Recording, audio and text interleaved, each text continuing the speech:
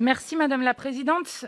Il y a peu, dans le débat public, apparaissaient des paroles du Président de la République qui, à celles et ceux qui demandaient un moratoire sur la 5G, les qualifiaient d'amiches ou de partisans de la lampe à huile.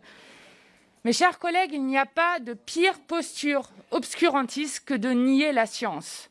Sur la question des néonicotinoïdes, il y a 20 ans d'études scientifiques et plus de 1220 études scientifiques qui ont été réalisées dans le monde qui montrent et qui démontrent les effets hautement toxiques des néonicotinoïdes sur les insectes pollinisateurs, la biodiversité, la qualité des sols et des eaux et sur la santé humaine.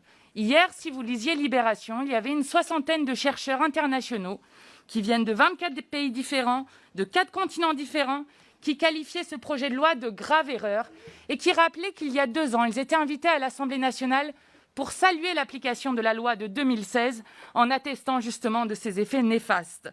Depuis l'autorisation des néonicotinoïdes dans les années 90, la production de miel en France a été divisée par 3. En 2017, une étude a révélé que 80% de la biomasse des insectes, 80%, chers collègues, 80% des insectes volants avaient disparu en Europe en moins de 30 ans. Les auteurs de cette étude estimaient que les pratiques agro-industrielles étaient la première cause de ce déclin. En quelques années, les colonies d'abeilles ont été décimées de 37% dans l'Union européenne.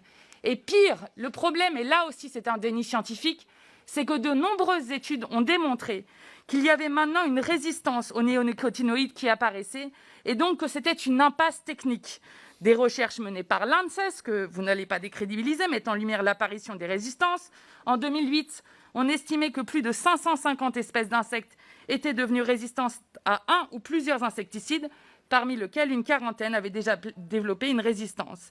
Les alternatives existent. On ne peut pas être dans un déni scientifique tel que celui-ci. Nous savons tous les dégâts que créent les néonicotinoïdes. Nous ne pouvons pas accepter une dérogation qui serait une régression, alors que la France avait pris une décision qui était exemplaire et saluée comme exemplaire dans le monde entier.